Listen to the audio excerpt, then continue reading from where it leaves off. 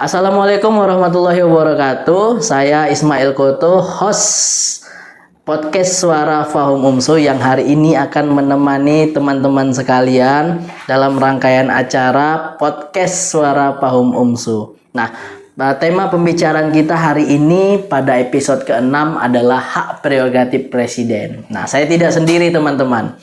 Saya bersama dengan narasumber yang sangat luar biasa. Ada di sebelah saya, silakan Pak Andrian. Ya, terima kasih Pak Dr. Ismail.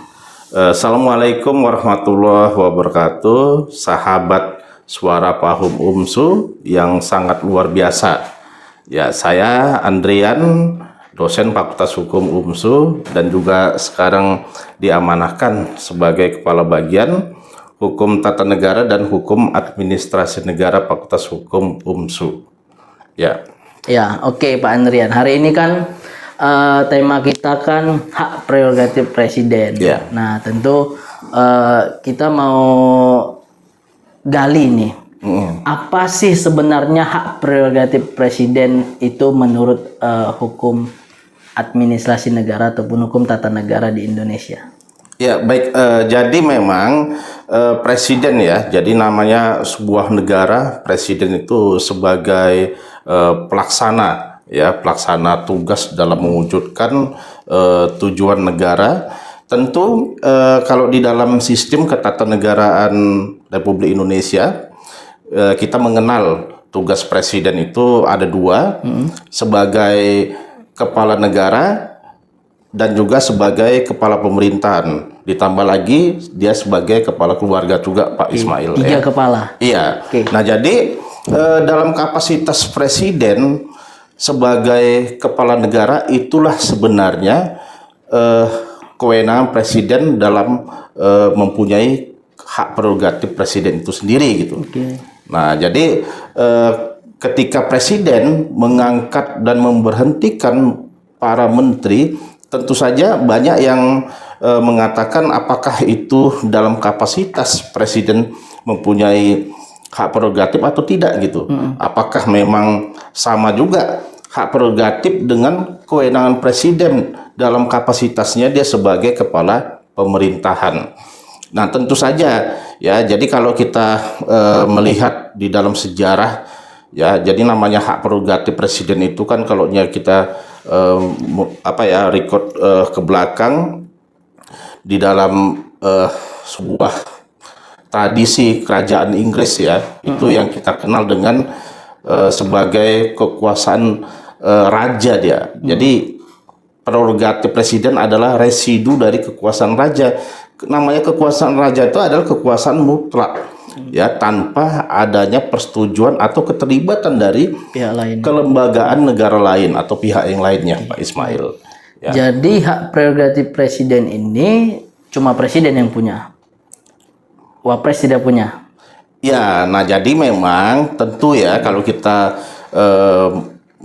membaca dan memahami konstitusi sebuah negara, ya memang yang mempunyai kewenangan itu adalah presiden. Tidak ya. dengan wapres ya. Kalau wakil presiden itu ketika dia mempunyai kewenangan, ketika dia sudah menggantikan posisi menjadi presiden. Gitu. Artinya prerogatif itu Ya. hanya untuk presiden. Nah, kemudian ini baru hangat ini Pak Andrian terkait dengan reshuffle kabinet. Kayaknya ini jilid 1 ya? Ini Reshuffle pertama baru jilid 1. Ya, reshuffle pertama. Saya kira termasuk menteri-menteri yang sentral yang di reshuffle oleh Ya. Bapak Presiden. Saya kira saya mau tanya gini Pak Andrian, Ya. apa yang menjadi dasar hukum terkait dengan pelaksanaan atau presiden menjalankan hak prerogatifnya? Apa yang menjadi dasar hukum itu?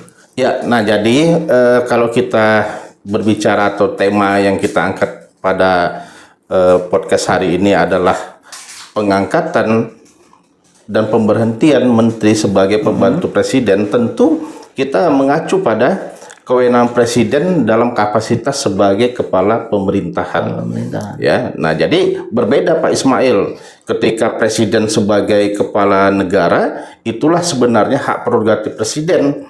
Ya, jadi kalau kita membaca kembali Undang-Undang Dasar kita, ya konstitusi kita itu ada di dalam pasal 10 sampai pasal 15 Undang-Undang Dasar tahun 1945. Nah, jadi menarik juga memang ketika presiden mengangkat dan memberhentikan para menteri itu dalam kapasitasnya presiden sebagai kepala pemerintahan.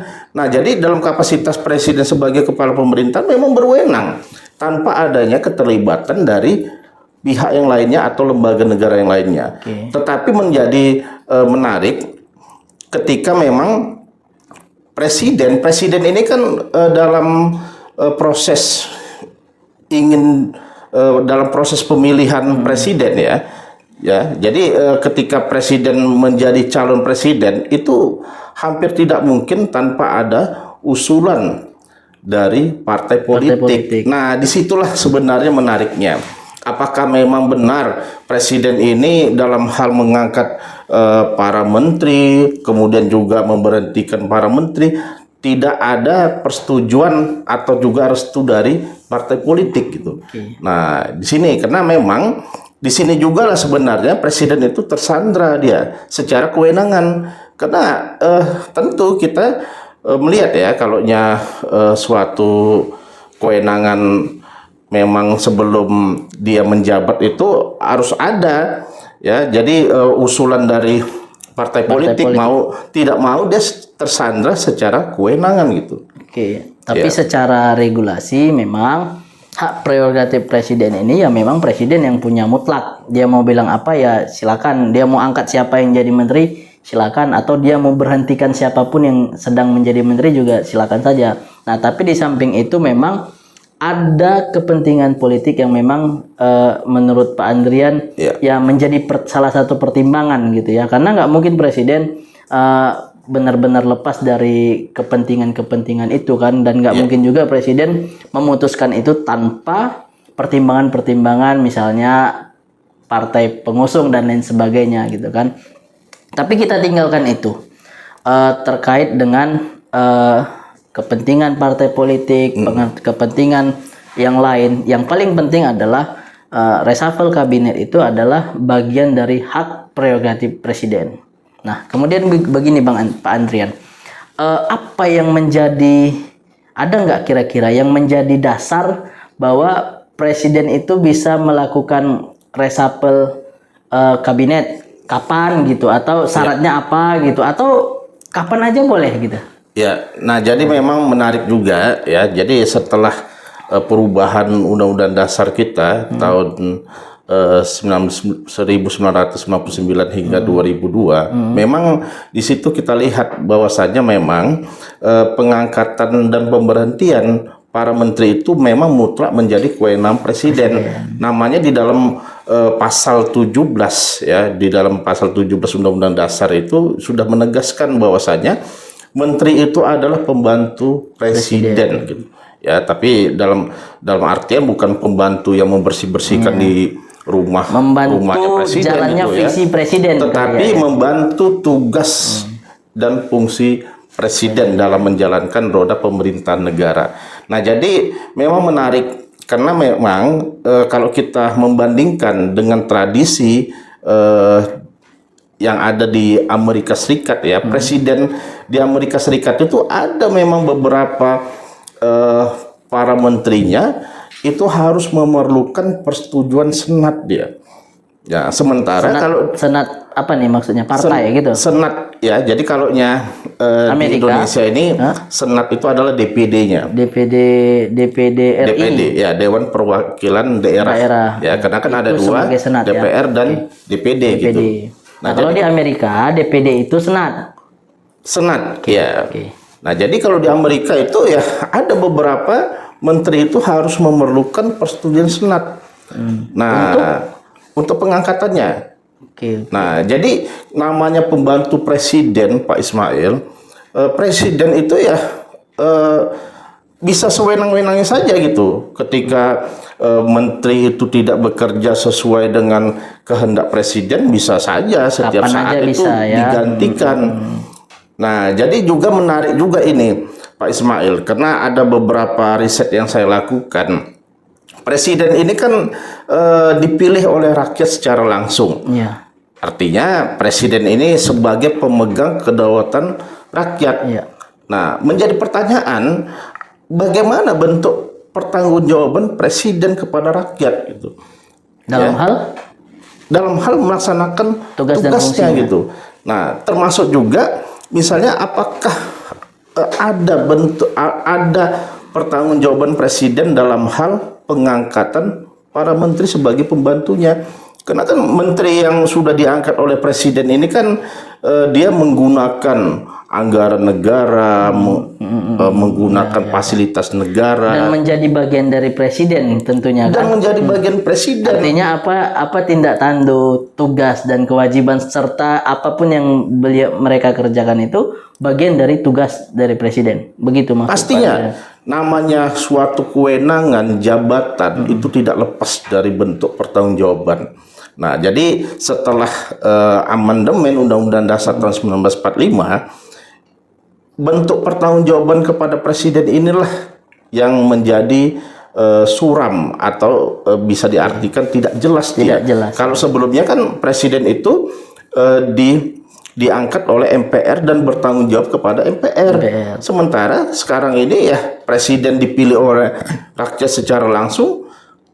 Lalu bagaimana bentuk pertanggungjawaban presiden kepada rakyat? Oke. Kalau dulu melalui MPR. Karena melalui persyaratan rakyat MPR, ya kan.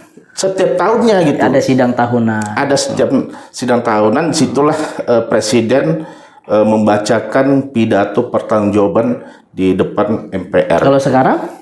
Nah, jadi sekarang menariknya Pak Ismail, kan ada beberapa hari sebelum kita memperingati proklamasi kemerdekaan, Presiden 17 itu kan Agustus pidato kebangsaan berpidato kenegaraan di depan anggota MPR dalam sidang. Ya kan? Sidang paripurna itu ya. Tapi kan itu kan MPR dalam kapasitas MPR. Meskipun anggota MPR itu kan juga ex officio dia sebagai anggota DPR dan juga DPD. Anggota DPD. Nah, itu yang kita namakan dengan konvensi ketatanegaraan. Ya. Presiden berpidato kenegaraan di depan MPR dan setiap tahunnya itu sebagai bentuk konvensi ketatanegaraan. Bukan pertanggungjawaban. Nah, jadi memang menariknya Pak Ismail. Jadi sebenarnya goresan tata negara Pak Ismail ini sudah muncul juga ya, karena banyak isu-isu yang memang menarik ya menjadi perhatian, karena memang semestinya gitu presiden seharusnya juga di dalam pidatonya itu juga sebagai bentuk pertanggungjawaban presiden gitu. Ya. Jadi begini Pak Andrian, apakah sidang yang tiap tahun presiden sampaikan di hadapan DPR dan MPR itu tidak sama dengan pertanggungjawaban yang Pak Andrian maksud tadi pada Undang-Undang Dasar sebelum amandemen? Ya, berbeda Pak Ismail ya. Jadi memang kita kan mengacu pada sistem pemerintahan presidensial yang ada di Indonesia. Memang tradisi sistem pemerintahan presidensial itu mengatur secara priorisasi jabatan presiden. Jadi memang presiden dalam sistem pemerintahan presidensial itu jangan takut presiden itu diberhentikan di tengah-tengah masa jabatannya, karena dia secara priorisasi MPR atau DPR atau MPR oleh MPR ataupun diusulkan oleh DPR. Karena kan dalam proses impeachment bisa saja ya, tapi di dalam sistem pemerintahan presidensial itu mengatur masa jabatan presiden itu secara priorisasi, yaitu 5 tahun. Artinya sebenarnya disinilah ya perlu ada bentuk pertanggungjawaban presiden setiap tahunnya. Jadi yang menjadi menarik ketika presiden berpidato di depan MPR ya di sidang sebelum proklamasi biasa itu kan, sebelum memperingati proklamasi kemerdekaan Indonesia. Nah, jadi kan kebiasaan presiden selalu menyampaikan program atau capaian dari kinerja presiden dan pemerintahannya setahun sebelumnya, bahkan setahun setelahnya, rencana atau proyeksinya gitu. Nah, makanya kemarin kan ribut-ribut ketika Presiden membacakan kenaikan beberapa aparatur negara termasuk anggota DPR itu sendiri. Kenaikan tunjangan dan hak keuangan dari aparatur negara dan pada DPR. momen sidang tahunan. Iya, itu memang menjadi tradisi. Memang jadi Ya, tradisi. Nah, padahal sebenarnya kan tidak ada juga keharusan bagi presiden untuk menyampaikan itu. Nah, jadi menimbulkan suatu asumsi ya, atau juga prasangka bahwasanya presiden ingin supaya naik popularitasnya di depan MPR gitu, anggota MPR. Ya, padahal kan itu tidak perlu gitu. Kalau memang presiden ingin menaikkan besaran hak keuangan aparatur negara, ASN atau juga anggota DPR, ya sudah naikkan saja tanpa harus dibacakan gitu. Oke. Nah, ya. Begini memang terjadi problem belakangan ya Pak Andrian ya. Saya melihat begini bahwa apa sebenarnya yang menjadi kewajiban presiden dalam satu kali dalam 1 tahun menyampaikan pidato kenegaraan di MPR itu? Apa sebenarnya yang harus disampaikan? Kalau bukan yang itu, yang mana lagi yang harus disampaikan? Ya memang tadi ya. Jadi memang setelah perubahan Undang-Undang Dasar itu kan bentuk pertanggungjawaban presiden ini tidak jelas dia. Kalau sebelum amandemen apa itu yang disampaikannya? Ya bentuk pertanggungjawaban. Contohnya? Nah, jadi memang gini, sebelum amandemen Undang-Undang Dasar tahun 1945, kita kan mengenal adanya GBHN. Ya, garis besar haluan negara. Ya, siapa yang itu menetapkan? Terakhir waktu zaman Pak Gus Dur ya? Pak Gus Dur, Gus Dur kan sebelum amandemen Undang-Undang Dasar tahun 1945. Nah, jadi GBHN itu yang menetapkan adalah MPR. Presiden itu hanya menjalankan GBHN yang sudah ditetapkan. Jadi kira-kira begini, GBHN yang sudah ada 1 kali dalam 1 tahun disampaikan bahwa yang tercapai ini, yang belum tercapai ini, dan yang akan kita kerjakan ini. Nah, begitu maksudnya Pak Andrian tadi, harus idealnya sidang di 1 kali dalam 1 tahun. Tapi kan kembali lagi kita menganut sistem atau pola pemerintahan presidensil. Ya, jadi bukan berarti setiap tahun presiden menyampaikan pertanggungjawaban lalu ada konsekuensi diberhentikan di tengah-tengah jalan, tidak juga seperti itu gitu. Ya, tetapi namanya bentuk pertanggungjawaban kan kepada rakyat. DPR dan juga MPR itu kan sebagai lembaga representatif rakyat. Ya. Nah, jadi secara keseluruhan rakyat yang jumlahnya 200 juta lebih, itu kan sudah diwakilkan oleh DPR. Makanya sebenarnya kita Pak Ismail, kita sudah senang juga sama DPR ini. Ya, kenapa? Karena kita segala sesuatu sudah diwakilkan. Ya, jadi kalau misalnya anggota DPR-nya suka pelisaran ke luar negeri, ya kan, sudah ada wakil kita, ya kan. Rumah mewah, mobil mewah sudah ada diwakilkan oleh anggota DPR. Ini menarik ini Pak Andrian. Terkait dengan sidang tahunan tadi. Kalau dulu ada GBHN, garis besar haluan negara. Kalau sekarang kan ada. Waktu zamannya Pak Jokowi kalau saya nggak salah nawacita ya. Beda ya, bukan? Beda. Tapi itu semacam GBHN gitu kan? Beda juga. Nah, apa yang menjadi GBHN-nya pemerintahan sekarang pasca amandemen? Kalau dulu ada GBHN, sekarang iya. Nah, jadi kalau sebelumnya, sebelum perubahan Undang-Undang Dasar tahun 1945, GBHN itu kan ditetapkan oleh MPR, ya, kemudian dituangkan di dalam TAP MPR. Di dalam hierarki peraturan perundang-undangan, TAP MPR itu adalah hukum yang tinggi, tinggi. Setelah Undang-Undang Dasar, konstitusi tentunya. Nah, kalau sekarang kan TAP MPR memang ada ya di dalam hierarki peraturan perundang-undangan ketika kita mengacu pada Undang-Undang 12 2011 tentang pembentukan peraturan perundang-undangan. Nah, sekarang tetapi kan MPR yang ada itu kan di dalam hierarki itu kan hanya untuk mengakomodir, karena ada beberapa TAP MPR yang sampai sekarang ini masih berlaku. Ya, benar. Nah, jadi kembali apa yang ditanyakan oleh Pak Ismail, bahwasanya kalau sekarang itu kita mengenal apa yang dinamakan dengan RPJPN. RPJPN itu landasannya adalah undang-undang. Ya, itu misalnya RPJPN per 25 tahun. Karena kita kan baru ini, ada juga tahun lalu sudah ditetapkan RPJPN per 25 tahun yang akan datang. Oleh pemerintahan sebelumnya, Pak Jokowi maksudnya. Iya. Ya, tetapi kita kan bukan melihat sosok presidennya, karena ini kan menjadi persetujuan bersama antara presiden dengan DPR. Ya, artinya kan akan berpengaruh juga, misalnya pemerintahan sebelumnya menyiapkan RPJPN untuk 25 tahun ke depan, sementara visi dari pemerintahan selanjutnya itu kan nggak mungkin sama, pasti berbeda kan? Iya. Nah, ini menjadi salah satu problem. Nah, kira-kira menurut Pak Andrian, apalah kira-kira solusi dari laporan tahunan ini agar kemudian masyarakat itu benar-benar menikmati laporan tahunan presiden sama seperti waktu adanya GBHN. Ya. Nah, mungkin di tahun ke depan mungkin bisa jadi saran. Nah, untuk menjawab itu mungkin kita boleh minum dulu, Pak Andrian. Ya, siap. Ya. Jadi formulasi apa yang kemudian menurut Pak Andrian dapat dijadikan semacam buah pikir agar kemudian sidang tahunan itu menjadi menarik bagi masyarakat.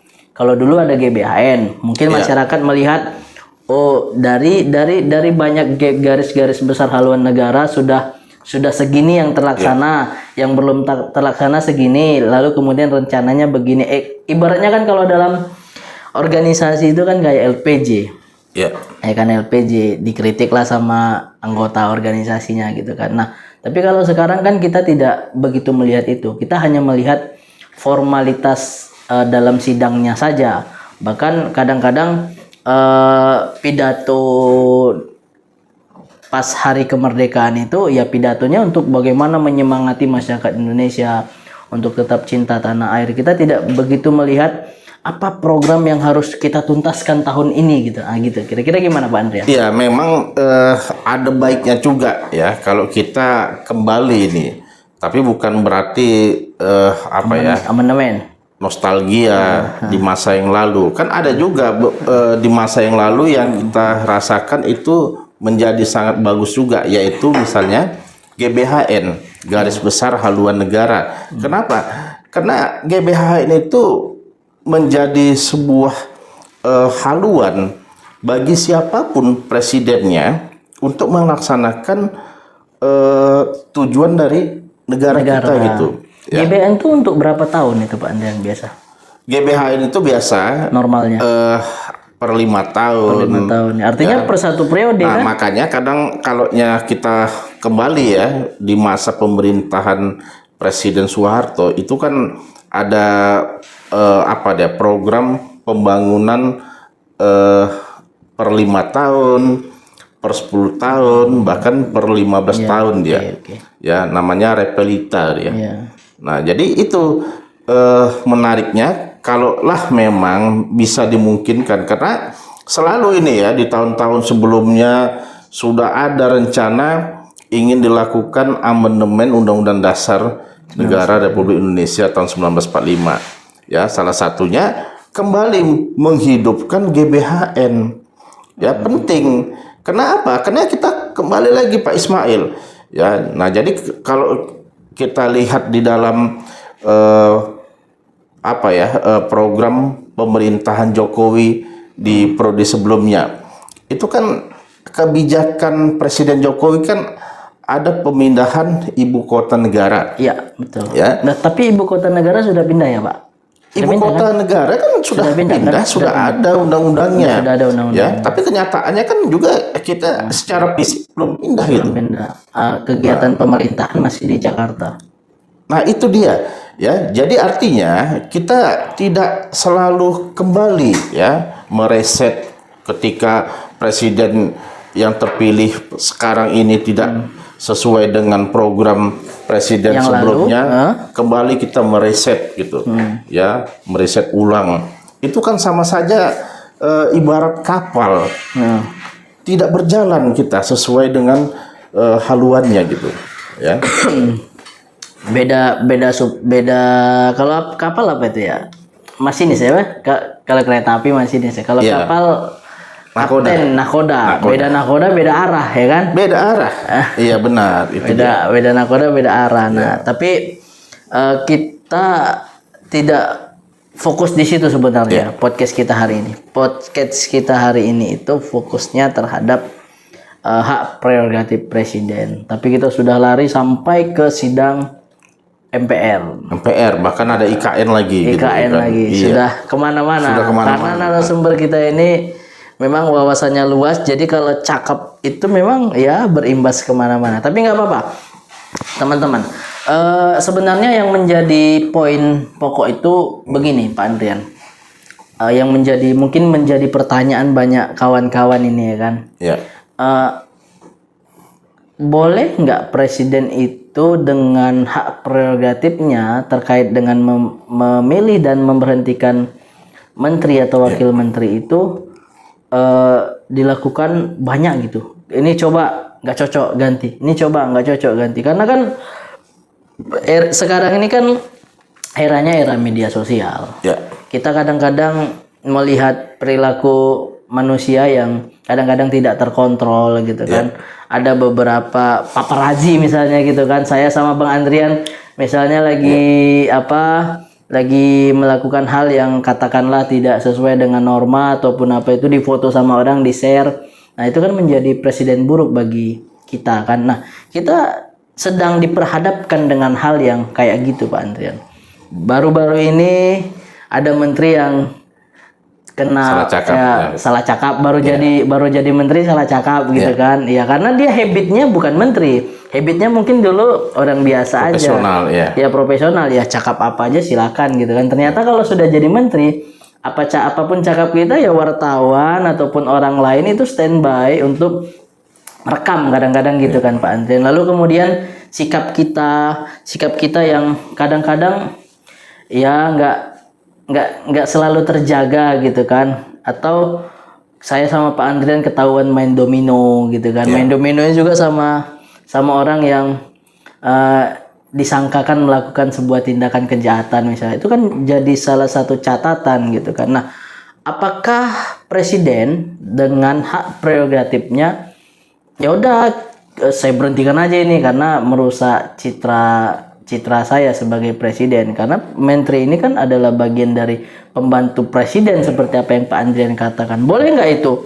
Nggak cocok ganti, karena kan susah juga cari orang yang benar-benar sesuai dengan visi kita. Tapi paling tidak dalam kondisi negara yang saat ini sedang ya katakanlah agak gonjang-ganjing sedikit, meskipun masih bisa diatasi oleh Bapak Presiden kita, tapi kan dalam kondisi negara yang seperti ini kita butuh pemimpin yang negarawan. Maksudnya bukan presidennya tapi menterinya. Menteri-menteri yang negarawan, yang mampu memahami kondisi masyarakat. Ya paling tidak tahanlah dulu nafsunya untuk melakukan hal-hal yang sifatnya ya kadang-kadang nggak cocok di mata masyarakat, meskipun di mata kita itu merupakan sebuah kebiasaan gitu kan. Nah, gimana Pak Andrian?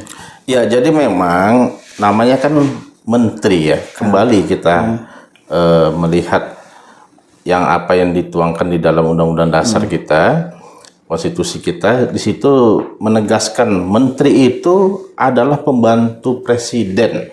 Ya, pengangkatan maupun juga pemberhentian menteri itu menjadi kewenangan presiden. Nah, jadi memang kapanpun presiden itu mau bisa saja diberhentikan menteri itu, diresapel gitu. Tetapi kan memang itu kan mengganggu sebuah organisasi namanya menteri. Menteri ini membawahi kementerian. Dia ini sebagai pemimpin departemen. Ya. Dalam hal ini kementerian. Itu kan organisasi yang di dalamnya itu ada ribuan ASN, aparatur negara yang bekerja. Ketika para menterinya berganti, pemimpinnya berganti, itu kan bisa mengganggu bisa mengganggu secara organisasi dari kementerian tersebut. Ini menjadi menarik juga Pak Ismail. Ya, jadi ada juga bagusnya di masa pemerintahan Presiden Jokowi di awal periode pertama ya, 2014. Oke. Kalau kita cermati ketika Presiden Jokowi ya ingin meramu para menterinya, di situ Presiden Jokowi melibatkan KPK. Ya, KPK dalam hal ini menelusuri rekam jejak para calon menteri kabinet Presiden Jokowi. Ini menjadi menarik juga sebenarnya. Ya, tetapi kan tidak dilakukan pada periode kedua. Nah, tapi padahal kan tetap ada LHKPN kan. itu tetap ya kan, tetap itu jangankan menteri, ya jangankan penyelenggara negara, ASN saja harus juga menyampaikan itu. Ya, tetapi kan kita ingin melihat juga adanya track record atau juga rekam jejak yang baik bagi para menteri sebagai pembantu presiden gitu ya. Nah, begitu juga kalau kita perhatikan ketika Presiden Prabowo Subianto sudah memilih para menterinya, itu kan lalu Presiden Prabowo kan melakukan penataran kepada para menterinya di Bogor itu. Di Bogor. Iya. Ala-ala militer. Ala militer. Ya, disitulah sebenarnya para menterinya didoktrin ya. Dan itu tidak dilakukan di eranya Pak Jokowi kan? Itu tidak ya, memang kan berbeda-beda ya. Tetapi saya mau mencermati di periodisasi pertama Presiden Jokowi, ketika Presiden Jokowi ingin meramu kabinetnya ya, memilih para menteri itu dengan melibatkan KPK untuk menelusuri rekam jejak, dalam hal ini tentu saja masalah keuangan dari para menterinya. Itu kan sebenarnya bagus itu polanya, ya. Tetapi kan tidak dilakukan pada periode yang kedua. Padahal sebenarnya Pak Ismail, ketika Presiden Jokowi melakukan melibatkan KPK di periode kedua, dan bahkan Presiden Prabowo Subianto mengikuti juga melibatkan KPK, PPATK ya untuk menelusuri rekam jejak para menteri, itu pada akhirnya bisa menjadi sebuah tradisi ketatanegaraan yang bisa kita sebut dengan konvensi ketatanegaraan. Oke. Beda sama hukum pidana. Kalau hukum pidana kan dia jurisprudensi kan. Iya. Kalau ketatanegaraan itu menjadi konvensi ketatanegaraan. Karena dia sudah dilakukan berulang. Iya. Oke, baik. Nah, saya kira sudah panjang ini kita ngobrol terkait dengan hak prerogatif presiden, Pak Andrian. Nah, kita tahu bahwa Indonesia adalah bangsa yang besar. Kita terdiri dari banyak pulau, banyak suku, banyak banyak ciri khas. Tiap-tiap masyarakatnya itu pasti berbeda. Nah, sebagai closing statement ini, Pak Andrian, di era digital ini kan sebenarnya sangat mudah bagi orang untuk mengetahui siapa Andrian, siapa Ismail, siapa ini, apalagi tokoh publik gitu kan. Nah, tentu apa yang menjadi closing statement atau ya katakanlah ini sebuah harapan dari seorang akademisi tata negara untuk perbaikan negara kita ke depan. Kita tahu Bapak Presiden Prabowo adalah sosok yang negarawan. Tapi kan tidak bisa juga dipastikan pembantu-pembantunya bisa benar-benar mengikuti irama Pak Prabowo. Tidak bisa juga dipastikan karena memang pasti akan ketemu ini perbedaannya. Nah, bagaimana cara menyatukan ini semua? Bagaimana cara menyatukan seluruh masyarakat, seluruh elemen bangsa agar kemudian kita punya visi besar bahwa 2045 itu Indonesia emas. Indonesia emas yang kemudian ya harus kita capai. Saya kira 20 tahun lagi bukan waktu yang singkat. bukan waktu yang lama, tapi itu waktu yang sangat singkat untuk membentuk sebuah generasi baru. 20 tahun lagi. Ya bagaimana kira-kira Pak Andrian? Ya, jadi memang kalau dalam kajian ataupun perspektif ketatanegaraan, kita kan ingin melihat akar pangkalnya gitu. Ya, kewenangan presiden itu kan dituangkan di dalam diatur di dalam Undang-Undang Dasar ya. Nah, jadi kalau kembali proses seseorang untuk bisa menjadi presiden itu kan harus ada usulan dari partai politik. Ya. Nah, masalah besaran jumlahnya itu kan sudah diputuskan oleh Mahkamah Konstitusi ya, terkait dengan presidensial threshold atau ambang batas pengajuan calon presiden.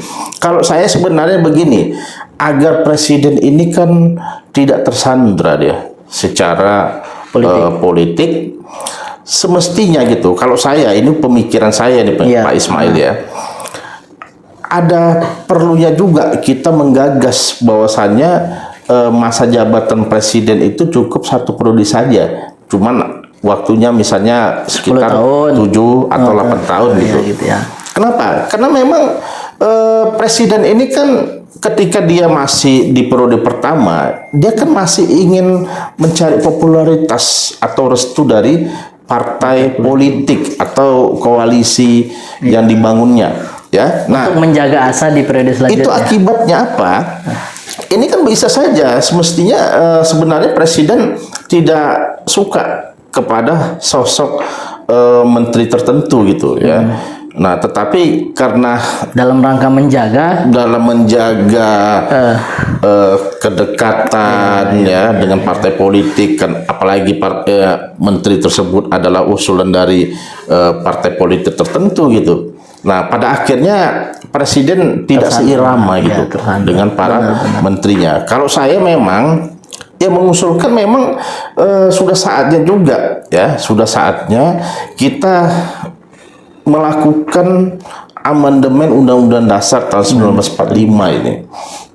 Ya, salah satunya misalnya terkait dengan masalah GBHN, ya, penguatan kelembagaan MPR, termasuk juga perlunya ya presiden itu mempunyai kekuatan mandiri dia tidak bersandra secara politik ketika mengangkat ataupun memberhentikan menteri sebagai pembantunya. Ya, benar. Gitu ya. Karena sangat beresiko bagi seorang presiden ya, karena ya bisa jadi kita tidak berpikir bahwa setiap presiden itu harus 2 periode, enggak, tapi paling tidak ya kalau misalnya semualah tidak cocok sama presiden dan tidak sejalan dan diberhentikan dan diganti oleh presiden, maka akan berdampak pada periode Bapak Presiden selanjutnya gitu. Pastinya, kan. Nanti nggak dicalonkan lagi nih, sementara ada presiden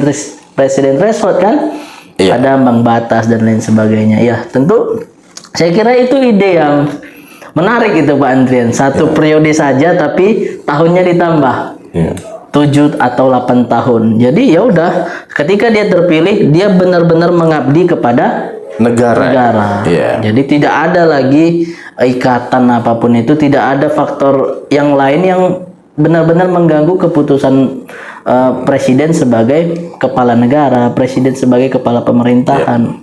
Begitu. Saya kira luar biasa narasumber kita pada siang hari ini, Bapak Andrian ya.